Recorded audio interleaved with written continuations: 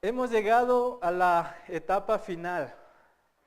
Hemos estado estudiando, hemos estado caminando mediante la carta que Pablo escribió a Tito. Ha sido un tiempo reconfortante escuchar vez tras vez el Evangelio, pero también ha sido una confrontación de cómo nosotros tenemos que responder a ese Evangelio. Y otra vez llegamos a ese punto. Vamos a llegar a ser confrontados y a ver nuevamente el Evangelio y a ser confrontados y a ver nuevamente el Evangelio. Nosotros vemos que el propósito, porque Tito se quedó en la isla de Creta, era para que ponga las cosas en orden. Y vamos a hacer un recuento. No sé si me ayudan con los puntos. Primero vimos una presentación del apóstol Pablo, la autoridad y la palabra fiel que él tenía. El propósito que él, por el cual dejó a Tito en Creta, era para poner las cosas en orden. Y una de las cosas que debía hacer era poner ancianos, poner líderes. Y nos dio una lista de cómo tienen que ser esos líderes. Después nos dieron la enseñanza de cómo reconocer los falsos maestros, cómo refutar a los falsos maestros. Luego vimos cómo nosotros debemos vivir como cristianos. Había unos grupos, no sé si ustedes recuerden, los hombres adultos, las mujeres adultas, hombres jóvenes, mujeres jóvenes y los esclavos. Todos ellos, ¿cómo debemos comportarnos? De acuerdo a la sana doctrina. Y la semana pasada vimos la salvación y la gracia, vimos el Evangelio, vimos desde el pecado hasta cómo Cristo nos ha salvado. Y poniendo el fundamento de toda nuestra vida. Y quisiera que vayamos a Tito 2:14, que fue parte de la prédica de la semana pasada. Hablando de Cristo, Tito 2:14 dice que quien se dio a sí mismo por nosotros, para redimirnos de toda iniquidad y purificar para sí un pueblo para posesión suya, celoso de buenas obras. Nosotros tenemos que entender que las obras son el producto, no es el medio de salvación. Nosotros no somos salvos por obras, pero las obras tienen que estar ligadas al producto de esta salvación. Las obras tienen que ser visibles después de esta salvación. Por ejemplo, si yo les pregunto, ¿qué tiene que hacer un ingeniero en sistemas? Alguien que estudió 4 o 5 años de su vida en sistemas, ¿qué tiene que hacer? Trabajar detrás de una computadora, planificar casos de computación. ¿Qué es lo que hace alguien que estudió medicina por varios años? ¿Qué es lo que se espera de un médico graduado? Se espera que trabaje en un hospital.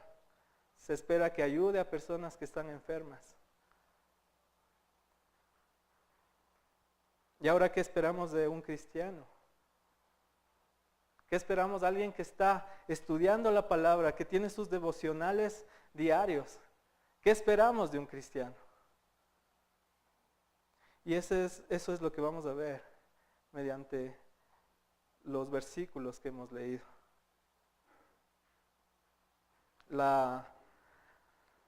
El tema de la prédica, yo le he puesto el propósito de un cristiano en un mundo caído. Y yo recuerdo cuando estaba en cuarto curso y nos daban literatura, nos hicieron leer un libro llamado La Odisea, tal vez a ustedes también. El autor era Homero. Y en esta historia de la Odisea, Ulises está por 10 días navegando y llega a la orilla después de los 10 días y ellos están tomando comida, tomando agua y teniendo una reserva y después de un tiempo, ellos se hartaron del agua, ellos se hartaron de la comida que tenían. Entonces, Ulises lo que hizo fue tomar 3 hombres y les dijo, yo quiero que ustedes vayan e investiguen. Si hay aldeas, investiguen qué hay en este lugar. Ellos fueron y se encontraron con los lotófagos, los lotófagos. Se encontraron con los lotófagos y estos lotófagos decidieron no matarles, pero hicieron algo. Ellos les hicieron comer una flor, esta flor llamada flor de loto. Cuando ellos comían de esa flor, se olvidaron todo. Ellos creyeron que pertenecían a los lotófagos, a esa comunidad de lotófagos. Ellos comieron de esa flor y se olvidaron el propósito que tenían. Ellos tenían que investigar para poder salvar también a sus otros amigos que estaban en el barco. Pero ellos llegaron, comieron de la flor y se olvidaron. Se olvidaron el propósito que tenían. Ellos creyeron que eran unos lotófagos. Se olvidaron de su identidad. Y ahora, esa es una pregunta también que quiero hacer antes de iniciar. ¿Cuál es tu propósito en esta vida? ¿Cuál es tu identidad en esta vida? Y vamos a orar para que el Señor nos guíe mediante su palabra, a que podamos ver cuál es nuestro propósito mediante estos versículos. Señor, gracias por ser nuestro Padre. Gracias por ser nuestro Salvador. Gracias por amarnos aun cuando no merecíamos, Señor. Y te pido que esta tarde tú nos ayudes a entender qué es lo que Pablo estaba escribiendo a Tito, qué es lo que las iglesias de los primeros siglos leían públicamente, Señor. Qué es lo que la carta de Tito tiene para decirnos a nosotros como iglesia. Ayúdame a mí a ser fiel a tu palabra, Señor. No permitas que yo pueda desviarme de tu palabra. Perdona nuestros pecados, Señor. No permitas que nuestros pecados no nos dejen ver lo que tu palabra dice, Señor. Lo que tu evangelio dice, Señor. Gracias por tu iglesia La Fuente y la fidelidad que han tenido de escuchar semana tras semana esta carta, Señor. Gracias, Padre. En el nombre de Jesús. Amén.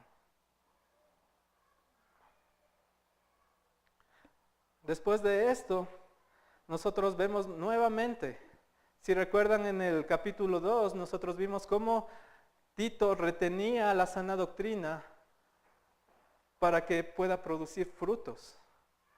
No solo lo que era la sana doctrina, sino lo que está de acuerdo con la sana doctrina. Ahora vamos a leer Tito 3:1.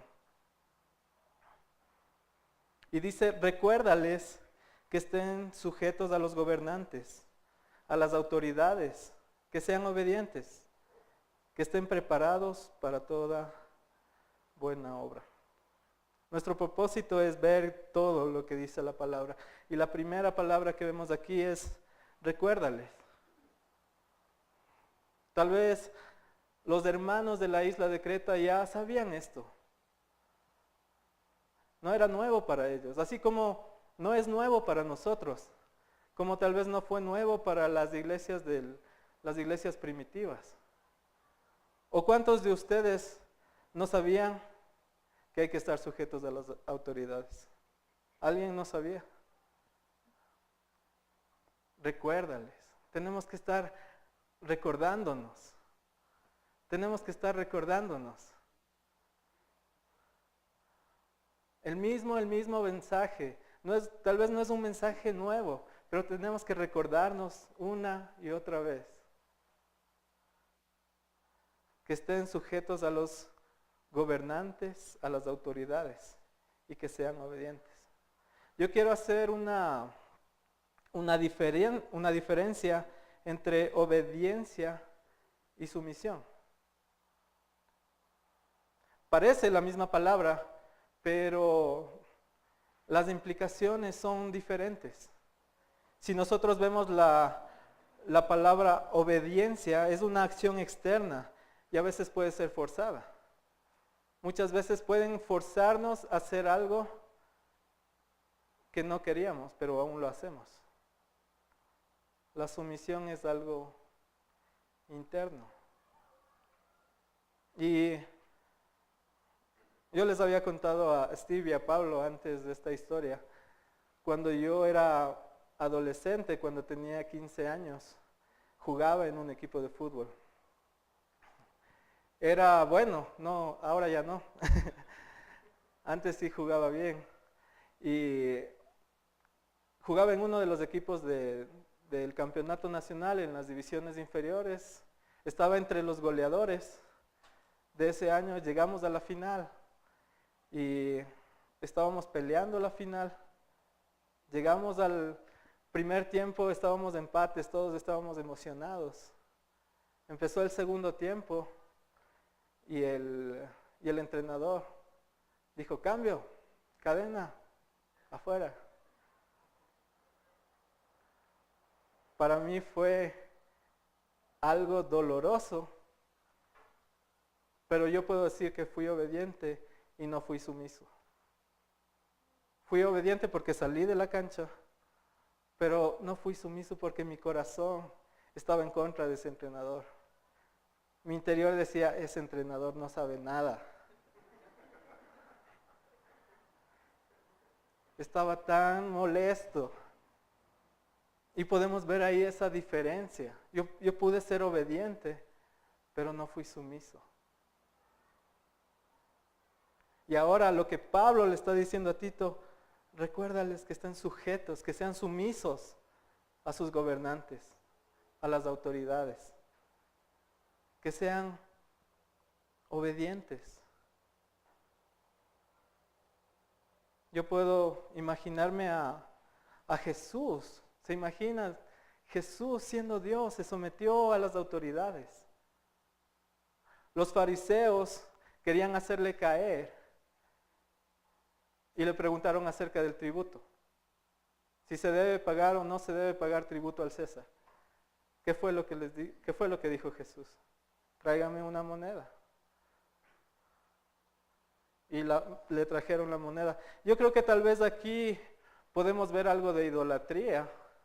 Y tal vez Jesús reconocía que no era un buen gobierno el del César. Pero no importó. Él preguntó: ¿quién está aquí en esta moneda? Y fue el César. Y dijo: denle al César lo que es del César y den a Dios lo que es de Dios. No importa el gobierno, si es malo o bueno. No importa si el gobernador es Pilato, no importa si es Herodes, no importa si es Correa, no importa si es Moreno, no importa si es Maduro, no importa si es Morales. Nosotros tenemos que someternos. Y es difícil. Yo sé que esto es totalmente difícil. Si nosotros no tenemos nuestros fundamentos bien puestos, vamos a luchar tanto con esto. Pero es lo que la palabra dice, tenemos que someternos. Y quisiera también dar otro ejemplo, porque tampoco quiero dar el mensaje que tenemos que estar de acuerdo con el gobierno. No quiero dar el mensaje que tenemos que estar de acuerdo en todo y someternos y hacer todo lo que el gobierno diga. Vamos a leer en Daniel, Daniel 3:14 y Daniel 3:16 y 17. Nosotros aquí podemos ver otro ejemplo de cómo 3 hombres fueron sumisos a la autoridad y tal vez no fueron obedientes. No fueron obedientes porque lo que su autoridad les estaba pidiendo estaba en contra de su autoridad máxima, que era Dios mismo. Daniel 3:14 dice, entonces Nabucodonosor habló con ellos y les dijo, Sadrach, Mesach y Abednego, ¿es verdad que ustedes no honran a mi Dios, ni adoran la estatua de oro que mandé a erguir? En el versículo 16 tenemos, Sadrach, Mesach y Abednego respondieron y dijeron al rey Nabucodonosor, no necesitamos darte una respuesta acerca de este asunto. Ciertamente nuestro Dios, a quien servimos, puede librarnos del horno de fuego ardiente, y de tu mano, oh rey, nos librará.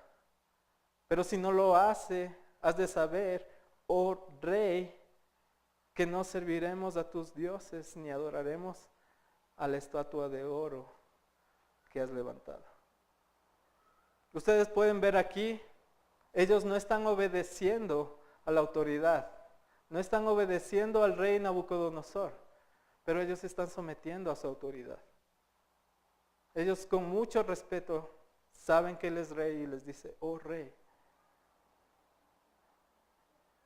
Y lo que me impresiona más aquí de estos 3 hombres es que se someten a la autoridad de Dios y son obedientes a la autoridad de Dios. Y algo que me sorprende aún más es que se someten a su soberanía. Ellos reconocen que Dios es soberano. Ellos reconocen que Dios puede salvarles del horno. Pero también reconocen que si Dios no quiere, también no serían salvados.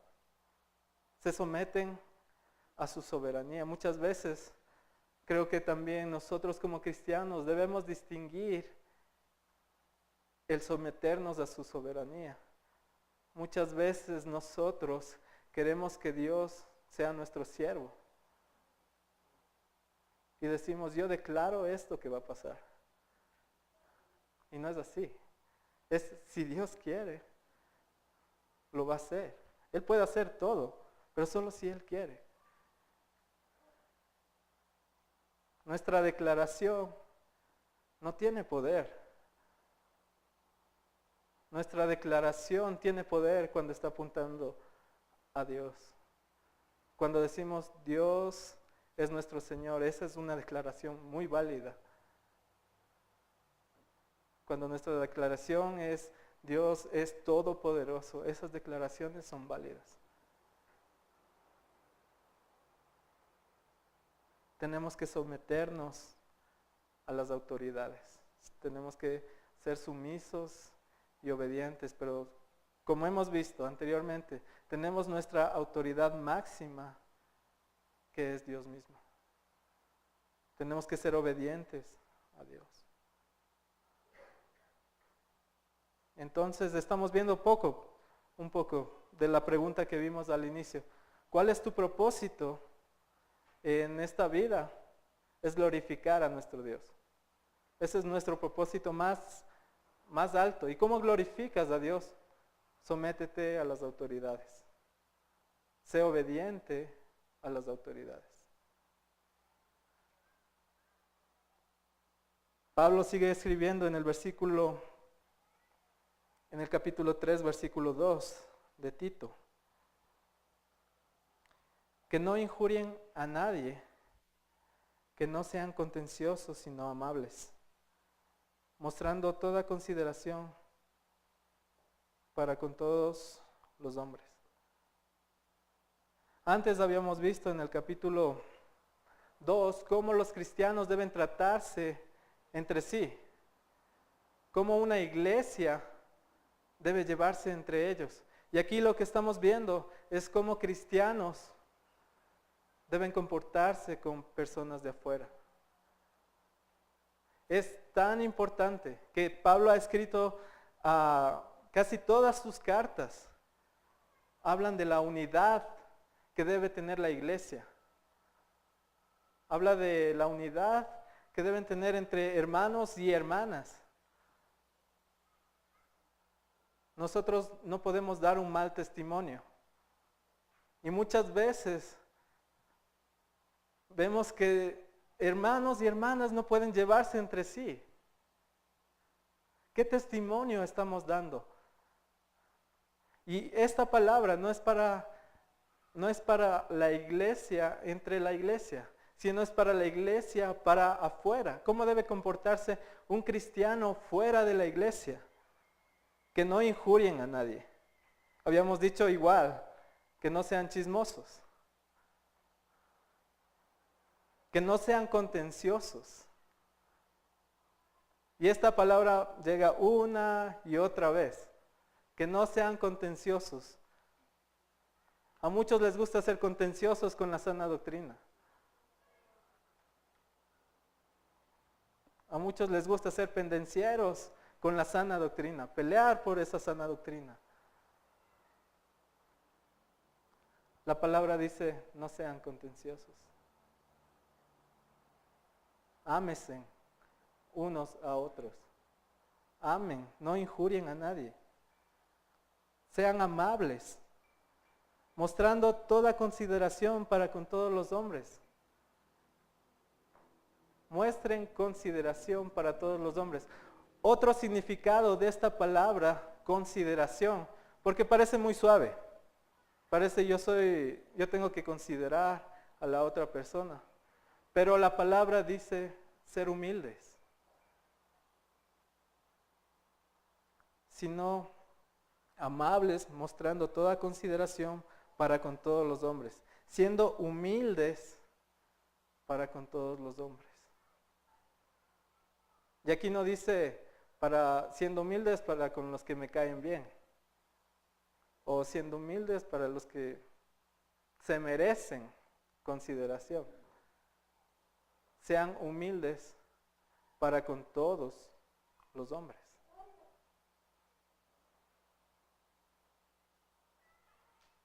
Quisiera que vayamos a Mateo 5, 43 y 44.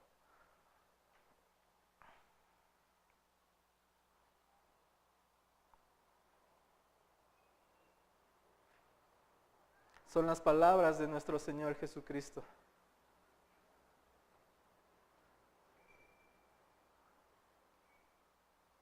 Mateo 5, 43 y 44 dice, habéis oído que se dijo, amarás a tu prójimo y odiarás a tu enemigo. Pero yo os digo, amad a vuestros enemigos y orad por los que os persiguen. Un cristiano debe tener gracia y misericordia para quien peca contra él. ¿Se imaginan si Dios no hubiera respondido de esa forma? Nosotros éramos enemigos de Dios. Nosotros estábamos en contra de Dios. ¿Y qué hizo Dios? Mostró su amor, mostró su gracia y mostró su misericordia. Nosotros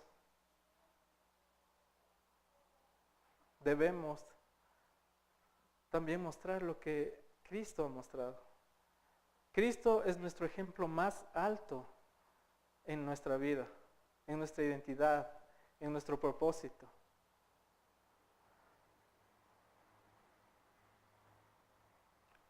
Cristo es nuestro ejemplo más alto en la sujeción.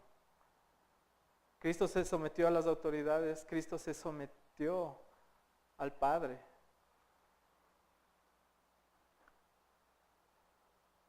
Pablo sigue escribiendo a Tito en el capítulo 3, versículo 3.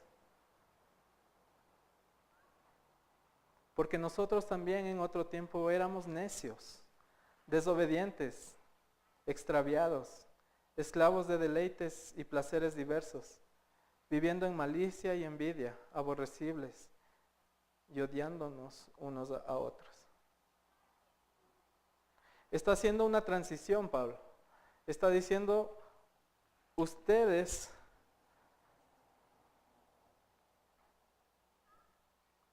tienen que ser así porque antes eran así. Ustedes tienen que ser obedientes, no tienen que hacer estas cosas porque ustedes eran iguales. Éramos necios, desobedientes, extraviados, esclavos de deleites y placeres diversos, viviendo en malicia y envidia, aborrecibles y odiándonos unos a otros. Nosotros también éramos incrédulos. Nosotros no tenemos una diferencia en nuestras propias fuerzas para ser salvos que alguien que no es salvo. La única diferencia es la gracia del Señor Jesucristo. La gracia de Dios y Cristo. Nosotros conocemos el Evangelio. Pero nuestras obras no han hecho nada para merecer esta salvación. Y llegamos al corazón del mensaje en los versículos del 4 al 7. El versículo 4 dice: pero cuando se manifestó la bondad de Dios, nuestro Salvador, y su amor hacia la humanidad, Él nos salvó. Pero cuando se manifestó la bondad de Dios, nuestro Salvador, y su amor hacia la humanidad, Él nos salvó. Y nosotros tenemos que ver aquí el orden que se presenta esta salvación. El primer punto, lo primero que pasó en este orden de salvación es que Dios se manifestó la bondad de Dios nuestro Salvador. Eso es lo primero que pasó en este orden de salvación. Dios ha manifestado su bondad. Segundo, Dios ha manifestado su amor hacia la humanidad. Y como tercer punto, Él es quien nos salvó. Nosotros no vemos ninguna intervención nuestra todavía. Todo lo ha hecho el Señor.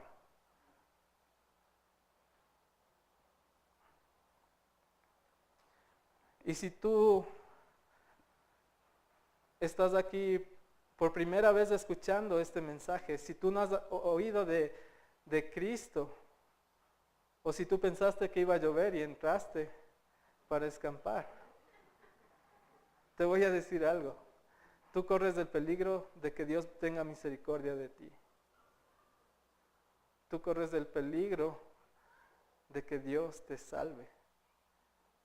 Si tú escuchas el mensaje del Evangelio, el Señor lo va a hacer. Como dijimos antes, el Señor es soberano y Él va a salvar a Él, al que quiera Él. Pero también te voy a decir algo más, es lo más hermoso que te puede pasar. Recibir el Evangelio, recibir la salvación, tener esperanza, es lo más hermoso que te puede pasar en la vida. El tener un propósito, el tener una identidad, es lo más hermoso que puede pasar. Seguimos leyendo el versículo 5. Él nos salvó, no por obras de justicia que nosotros hubiéramos hecho, sino conforme a su misericordia, por medio del lavamiento de la regeneración y la renovación por el Espíritu Santo. Como habíamos dicho antes, no es por obras. Nosotros no podemos hacer nada para llegar a la salvación. Dios es el que hace, y cuando nosotros somos sellados con el Espíritu Santo, respondemos en obediencia.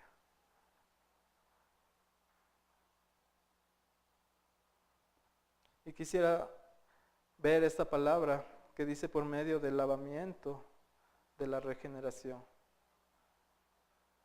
Vemos que es la bondad de nuestro Señor se ha manifestado. Su amor hacia la humanidad se ha manifestado. Él nos ha salvado. ¿Y cómo nos ha salvado? Por medio del lavamiento, de la regeneración y la renovación por el Espíritu Santo. Y Dios ya había anticipado esta regeneración.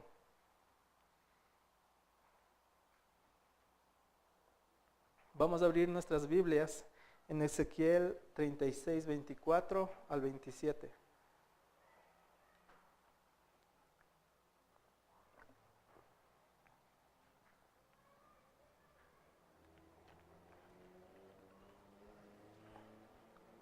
Ezequiel 36, versículos 24 al 27.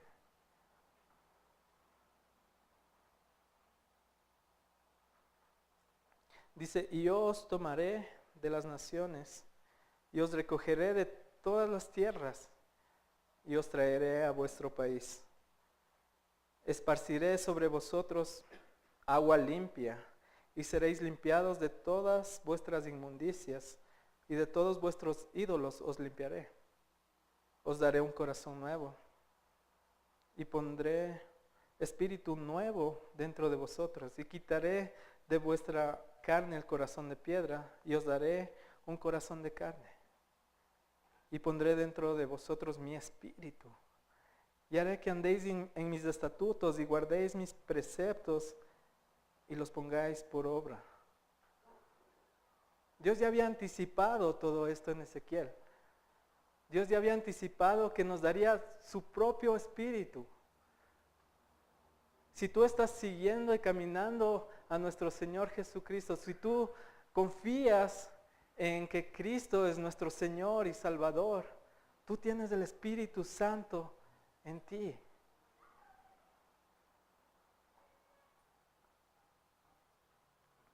¿Y cómo obra este Espíritu?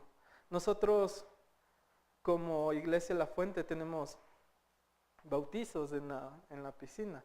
Y esta solo es una representación. Nosotros no creemos que se necesita el bautismo para la salvación. Pero creemos que es una ordenanza de la Biblia y lo hacemos por obediencia. Pero, ¿cuál es esta representación? Y es lo que estamos viendo aquí. Es el lavamiento por el Espíritu, esta representación. Nosotros tenemos agua y un pecador, o por lo menos 2 o 3 pecadores se paran ahí. Pero la representación es que un pecador se sumerge en las aguas y es lavado. Ya no puede vivir de la misma forma, hay una transformación. Y de eso está hablando Pablo a Tito.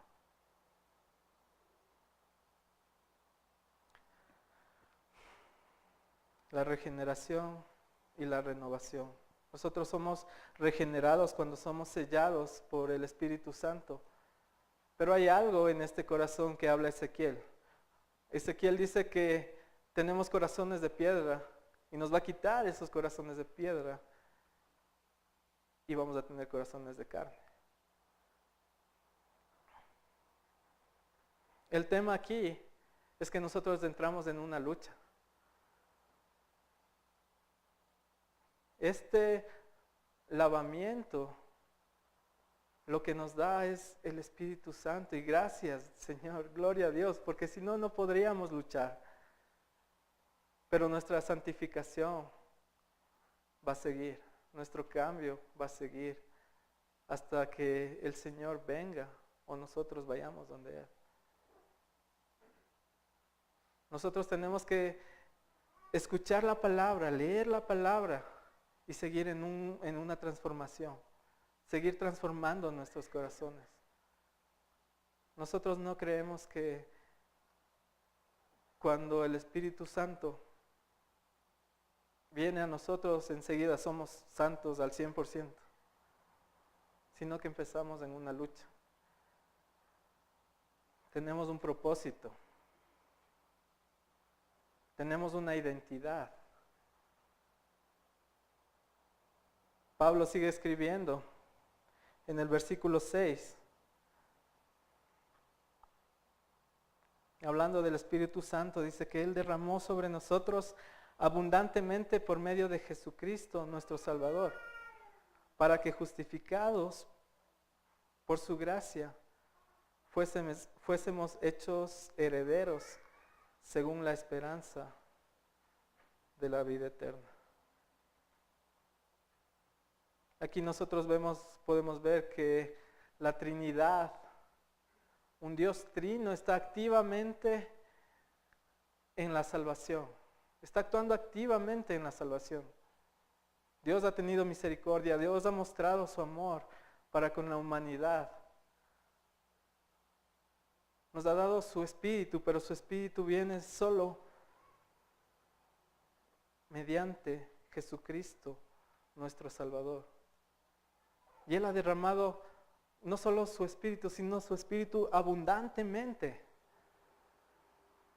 mediante Jesucristo, nuestro Salvador. Y hay algo que aquí debe llenarnos de alegría hasta llorar. El Señor nos ha hecho herederos.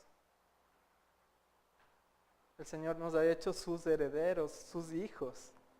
Nos ha dado esperanza de la vida eterna.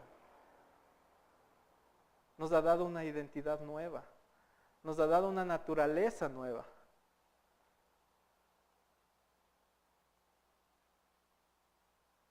¿Cuál es nuestra identidad? ¿Cuál es nuestro propósito? Nuestra identidad debería estar basada en lo que Dios ha hecho por nosotros. Nuestra identidad debe estar basada en que Dios nos ha adoptado como sus hijos. Esa es ahora nuestra identidad. Tenemos su Espíritu Santo, esa es nuestra nueva naturaleza.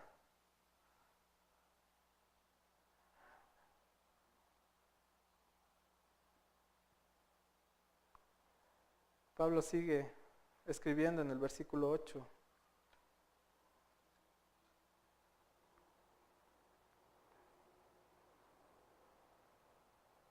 Palabra fiel es esta.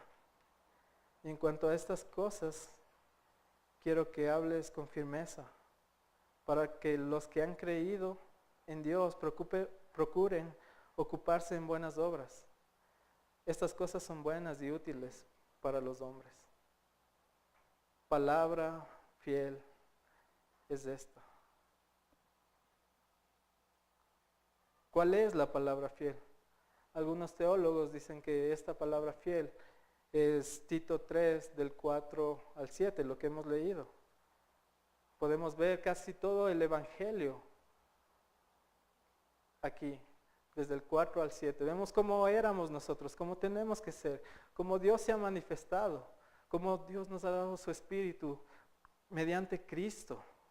Palabra fiel es esta. Palabra fiel es el Evangelio. Y en cuanto a estas cosas, Pablo le escribe a Tito. Y en cuanto a estas cosas, en cuanto al Evangelio, quiero que hables con firmeza. Y nosotros debemos entender que es una palabra inspirada por Dios. Y el mensaje nos ha llegado hasta hoy. Pablo le está diciendo a Tito, quiero que estas cosas hables con firmeza.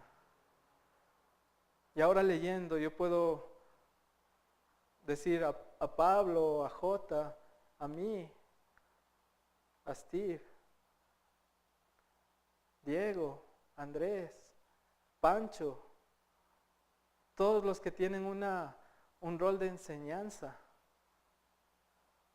Palabra fiel es esta. Y en cuanto a estas cosas, quiero que hables con firmeza, para que los que han creído en Dios procuren ocuparse en buenas obras. Ese es nuestro trabajo. Retener esa palabra fiel, retener el evangelio puro y hablarlo con firmeza. No podemos titubear con un mensaje tan importante.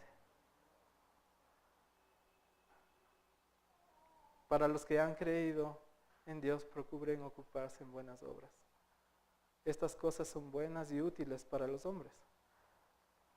¿Cuáles son estas cosas buenas? Yo siempre me voy a referir, cuando se habla de bueno, a Marcos 10. Marcos 10, del 17 al 30. No lo vamos a leer, pero es la historia del joven rico. Cuando el joven rico le dice, maestro bueno, a Jesús, y Jesús le dice, ¿por qué me llamas bueno? Solo Dios es bueno. Hermanos y hermanas, estamos hablando de que las cosas buenas y útiles para los hombres son todo lo que nosotros podemos hacer para llevar a alguien al Evangelio. Lo que podemos hacer para llevar a alguien a la palabra de Dios mismo, para que puedan llegar a la salvación.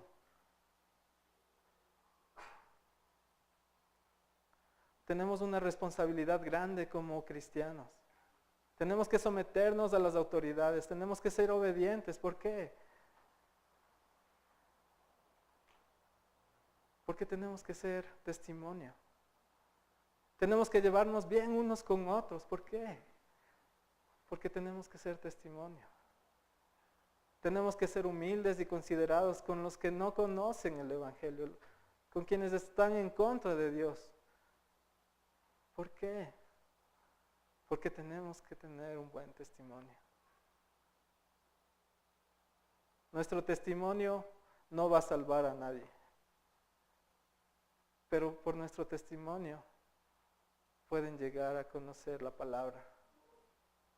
Porque la fe viene por el oír y el oír la palabra. Y nosotros podemos ser de testimonio para hablarles de la palabra, para que puedan escuchar, para que puedan ver algo diferente. Cuando nosotros hablamos del Evangelio a otras personas, te van a decir, ¿pero qué hace esto? Y nosotros podemos dar testimonio que el Señor nos ha cambiado, que antes éramos desobedientes, que antes nos odiábamos unos a otros y ahora el Señor nos ha cambiado. Podemos mostrar un testimonio que les puede llevar a interesarse por el mensaje, pueden escuchar el mensaje.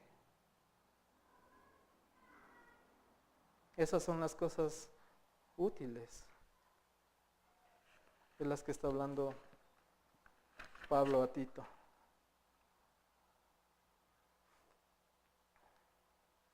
Pablo sigue escribiendo en el versículo 9.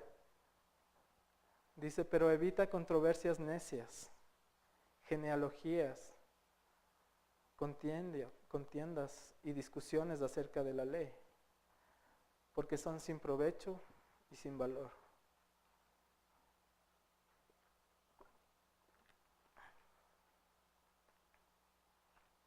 Los judíos en ese tiempo perdían su tiempo. Ellos trataban de ver su genealogía, desde dónde venía, y trataban de ver una genealogía mesiánica en ellos, del pueblo judío, y decir aquí, por esto yo puedo ser salvo. También hablaban acerca de la ley y de cómo tú puedes cumplir la ley para ganar esta salvación. Pero las cosas no funcionan así. Y por eso Pablo le dice a Tito, evita estas conversaciones, estas controversias.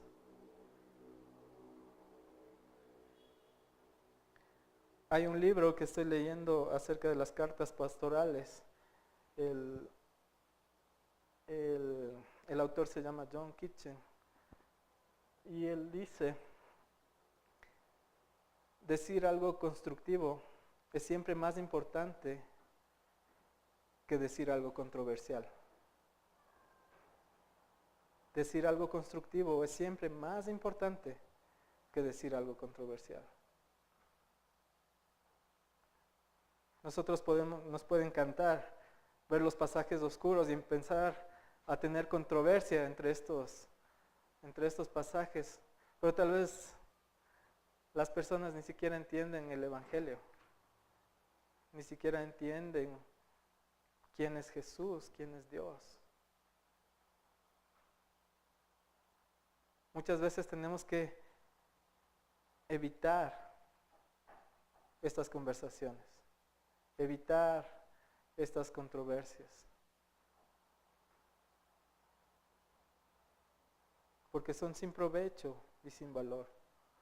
Y no digo que no tenemos que profundizar, pero nosotros siempre tenemos que discernir cuando esto está edificando y cuando no está edificando.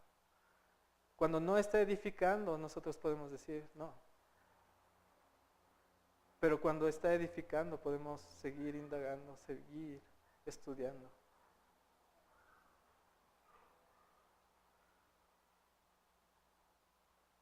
Tenemos que evitar ciertas cuestiones. Tenemos que evitar también ciertas personas. Pablo sigue escribiendo en el versículo 10. Al hombre que cause divisiones, después de la primera y segunda amonestación, deséchalo, sabiendo que el tal es perverso y peca, habiéndose condenado a sí mismo. Podemos caer en un error aquí y decir, tengo que evitar personas, entonces voy a evitar al que pueda. Y no es así, no es el mensaje que Pablo le está diciendo a Tito. Y podemos ver otro mensaje que Pablo está enviándole a la iglesia de Corinto, en 1 de Corintios 5, del 9 al 11.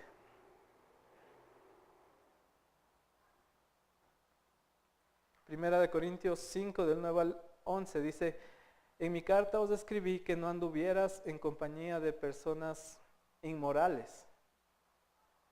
No me refería a la gente inmoral de este mundo, o a los avaros y estafadores, o a los idólatras, porque entonces tendríais que salir del mundo. Sino que en efecto os escribí que no anduvierais en compañía de ninguno que, llamándose hermano, es una persona inmoral, o avaro, o idólatra, o difamador, o borracho, o estafador. Con ese ni siquiera comáis. No tenemos que evitar a las personas, pero sí que alguien llamándose hermano no tenga un testimonio fiel a la palabra. Nosotros, si ustedes son miembros y han pasado por las entrevistas de miembros, siempre tratamos acerca de la disciplina eclesiástica y la disciplina que se tiene aquí en la iglesia, que nosotros tratamos de empujar, que nosotros tratamos que aquí en la iglesia se cumpla. Y es Mateo 18:15. Podemos ir a nuestras Biblias en Mateo 18, del 15 al 17.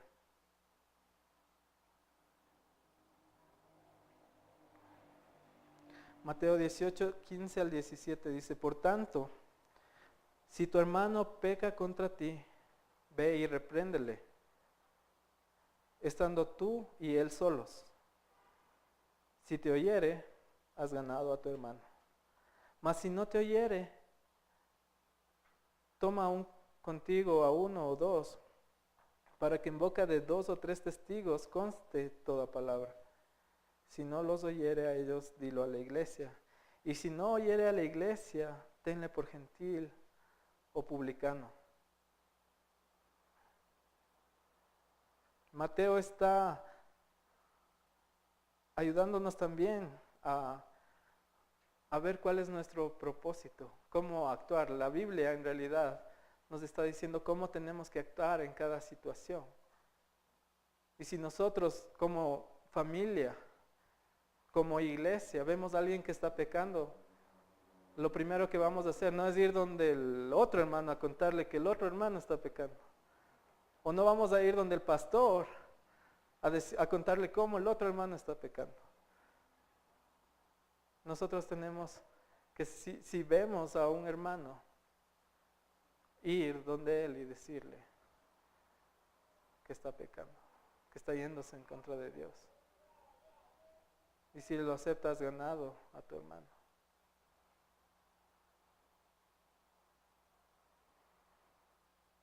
Nosotros creemos en la disciplina eclesiástica. Nosotros creemos que Dios nos ha dejado un modelo para estos casos.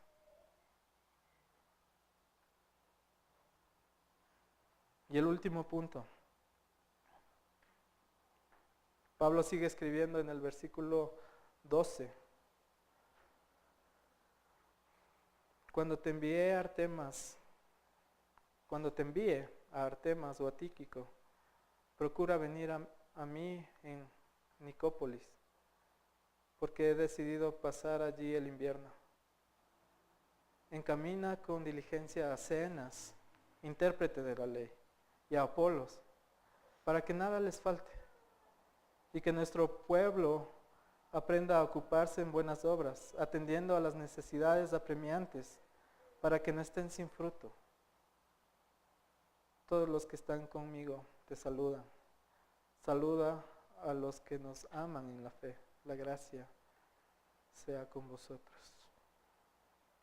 Hay un patrón muy hermoso aquí en estos versículos. Y podemos ver que ni Pablo ni Tito están solos.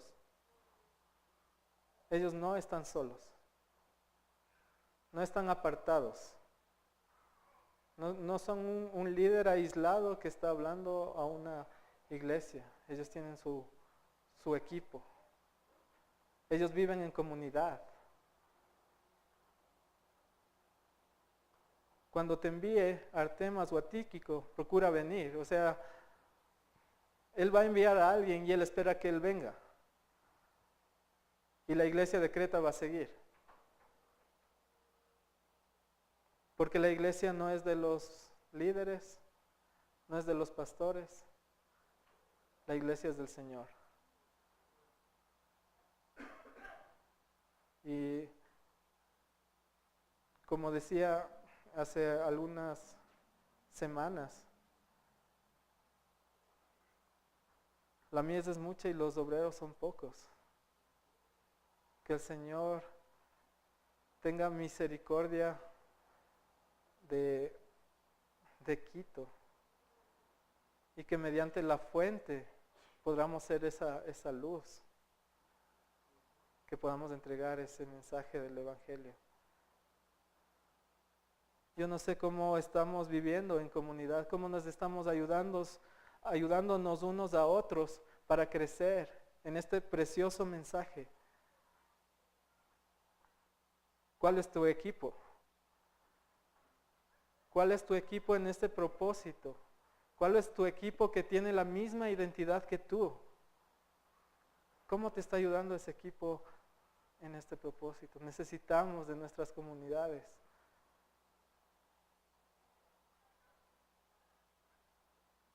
Hermanos y hermanas, que no seamos como los compañeros de Ulises en la Odisea. Que no nos comamos de esa flor que el mundo nos está dando. Que no nos comamos esa flor que el mundo está ofreciendo. Y nos olvidemos del mensaje principal. Que no nos olvidemos por el propósito. Que no nos olvidemos del propósito por el que estamos aquí.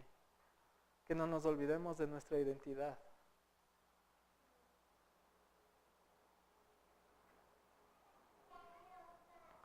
Señor, gracias por tu palabra.